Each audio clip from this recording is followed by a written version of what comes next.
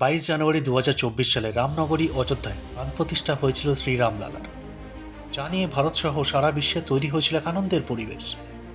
বলে রাখা ভালো যে মন্দিরটি আমরা এখন দেখতে পাচ্ছি, তার পেছনে রাম ভক্তদের 500 বছরের দীর্ঘ সংগ্রামের কাহিনী রয়েছে।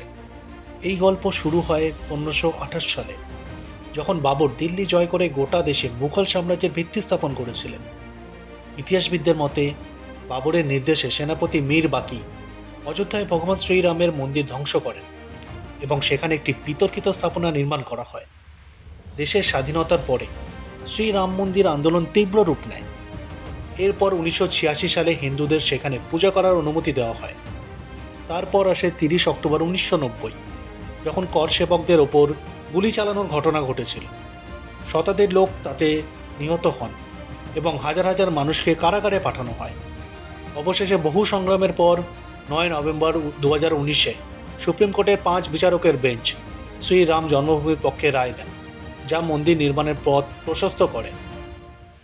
1892 সালে এই দিনে কাকড়ি অভিযানে বীর শহীদ ঠাকুর রোশন সিংয়ের জন্মদিন।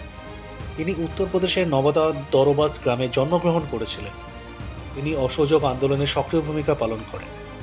1922 সালে ফেব্রুয়ারিতে বরেলি টাউন হলে স্বাধীনতা আন্দোলনের সময় এক ধর্নায় পুলিশ লাঠিচার্জ করলে রোশন সিং পুলিশের সঙ্গে সংঘর্ষে লিপ্ত হন। তিনি এক পুলিশকর্মীর হাত থেকে বন্দুক কেড়ে নিয়ে গুলি চালান। যদিও এতে কেউ আহত হননি, তবুও তাকে গ্রেফতার করে কারাগারে পাঠানো হয়।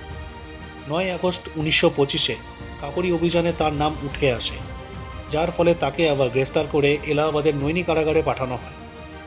এরপর 19 ডিসেম্বর 2027-এ তাকে ফাঁসিতে ঝোলানো হয়। তার আত্মত্যাগ আজও দেশের যুব সমাজকে অনুপ্রাণিত করে। 22 জানুয়ারি 1968 সালে অ্যাপোলো লুনার মডিউলের প্রথম চালকবিহীন পরীক্ষামূলক উড়ান সফলভাবে চালু হয়েছিল। এটিকে কেপ কেনেডি এয়ারফোর্স স্টেশন থেকে উৎক্ষেপণ করা হয়। এই মিশনের প্রধান লক্ষ্য ছিল লুনার মডিউলের উপপ্রণালীগুলির কার্যকারিতা পরীক্ষা করা। জিন ক্রাঞ্চ ছিলেন এই মিশনের ফ্লাইট ডিরেক্টর।